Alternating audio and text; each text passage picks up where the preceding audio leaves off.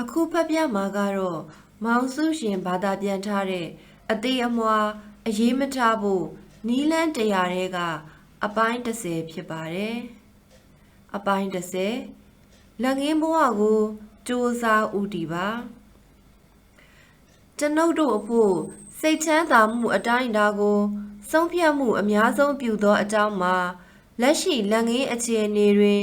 မြည်တို့ယက်တည်နိုင်သည်ဟူသောအချက်ဖြစ်သည်မနေ့ကဖြစ်စေမနှစ်ကဖြစ်စေဘာဖြစ်ခဲ့သည်ကိုအပါထားလက်ငင်းလက်ရှိဘဝသည်ကိုဥတီရမည်ဘဝစင်စေဖြစ်သည်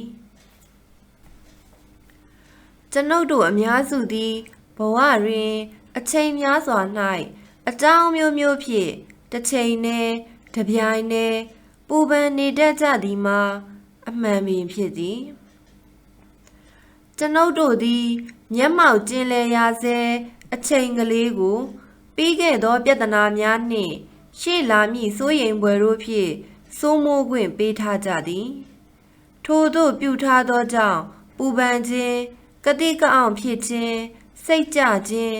မျှော်လင့်ချက်ကင်းမဲ့ခြင်းအဖြစ်တို့နှင့်အဆုံးသတ်ကြရသည်အခြားတစ်ဖက်ကကြည်ပါလျင်ကျွန်ုပ်တို့သည်စိတ်ကျေနပ်ရမည့်ကိစ္စများဦးစားပေးရမည့်ကိစ္စများပျော်ရွှင်ရမည့်ကိစ္စများကိုရွှေ့ဆိုင်းထားရာရောက်သည်ထို့ပြင်တနေ့သောအခါ၌ယခုထက်အခြေအနေပိုကောင်းလာလိမ့်မည်ဟုမိမိဘာသာဖြည့်သိမ့်နေတတ်ကြသည်သို့သောတနေ့တနေ့ရွှေ့၍တွေးတောမျှော်လင့်သောစိတ်က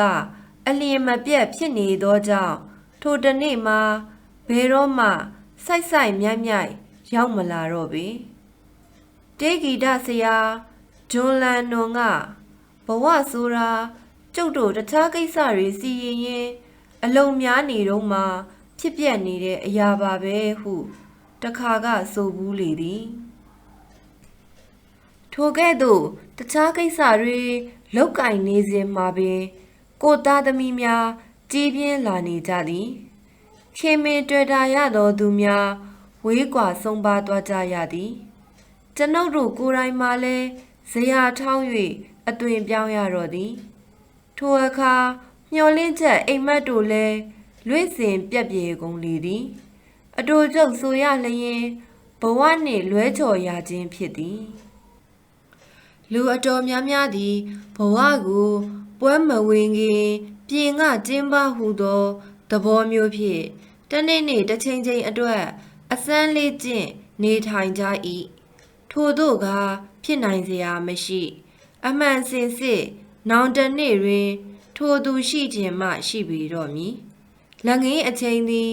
ကိုပိုင်သောအချိန်ဖြစ်၍ကိုထိမ့်သိမ်းချုပ်ကိုင်နိုင်သောအချိန်သာဖြစ်၏ကျွန်ုပ်တို့စိတ်သည်လက်ငင်းလက်တွေ့ဘဝကိုသာအာယုံပြုထားနိုင်ပါကကြောက်စိတ်တို့ကိုဖယ်ရှားနိုင်လိမ့်မည်ကြောက်စိတ်ဆိုသည်မှာမဖြစ်သေးသောကိစ္စကိုပူပန်ကြောင်းကြခြင်းဖြစ်သည်ငွေကြေးမလုံလောက်၍အခက်အခဲဖြစ်မှာကိုကြောင်းကြသည်တာသမီများဒုက္ခရောက်မည်ကိုစိုးရိမ်သည်အသက်အရွယ်ကြီးလာပြီးလောကကြီးကိုကြောခိုင်းရတော့မည်စသည်ဖြင့်ကြောက်စိတ်ကိုရင်ဆိုင်တိုက်ခတ်ရန်အကောင်းဆုံးနည်းလမ်းမှာမျက်မှောက်ကိစ္စကိုအာယုံပြုရန်ဖြစ်သည်အမေရိကန်စာရေးဆရာကြီးမက်ဒရိုင်းကပြောဘူးသည်ကျွန်တော်ဘဝမှာကြောက်ရွံ့ဆိုးရွားစရာတွေနဲ့ဖြတ်တန်းခဲ့ရတယ်အဲ့ဒီအထက်ကတချို့ပဲတကယ်ဖြစ်ခဲ့တယ်ဟုဆိုသည်ထိုစကားထက်ပို၍ပေါ်လွင်အောင်ပြောရန်အကြောင်းမရှိပေ